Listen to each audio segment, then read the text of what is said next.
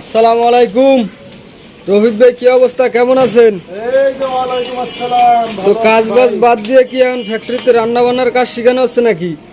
হ্যাঁ, কাজও চলে, রান্না বান্নাও চলে। এই যে পোলাপানকে রান্না বান্না শিখাচ্ছি, ওই যে এদিকে কাজ চলতেছে। আহ, তো এই রান্না বান্না হঠাৎ করে যে ভবিষ্যৎ পরিকল্পনা কি? আরে রান্না বান্না শেখার দরকার আছে পোলাপানকে। এগো হলো বউটাও যখন বাড়িতে চলে যায় রান্না বান্না করে খাইতে অসুবিধা হয়, হোটেলের খানা খাইতে পারে না।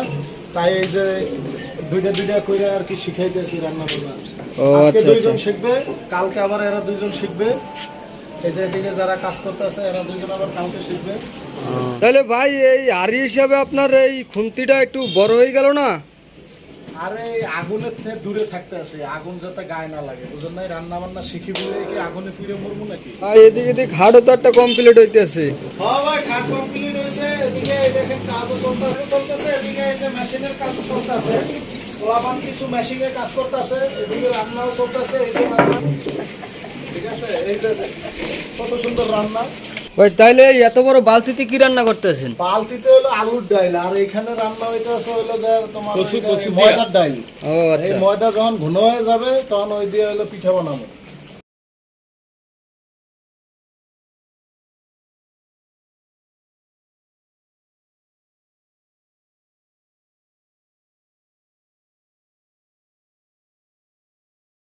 তাহলে রফিক ভাই, আপনার এই মেসেজটা কি একটু বলেন যদি আমাদেরকে। আমার মেসেজটা হলো যে সংসদ ভবন, স্কুল কলেজ মাদ্রাসা সব জায়গার সব স্টাফদেরকে এভাবে রান্নাবান্না শেখানো দরকার, রান্নাবান্না শেখানো উচিত। আর বিশেষ করে এলাকা ভিত্তিকভাবে যত মসজিদগুলো আছে মসজিদের ইমাম সাহেবদেরকে বলা উচিত, ইমাম সাহেবরা রান্নাবান্না করবে, মুসল্লিরা শিখবে। এটা একটা উদ্যোগ নেওয়া যেতে পারে। এটা অনেকটা এলাকা ভিত্তিকভাবে অনেকটা কার্যকরী হবে, অনেক ভালো হবে। এলাকার যত ময়মুরব্বীরা আছে তারা রান্না বান্না শিখতে পারলো। হ্যাঁ, এটা হলো ইমাম সাহেবদের উদ্দেশ্যে আমার মেসেজ। আর যত সরকারি ভবন আছে, সরকারি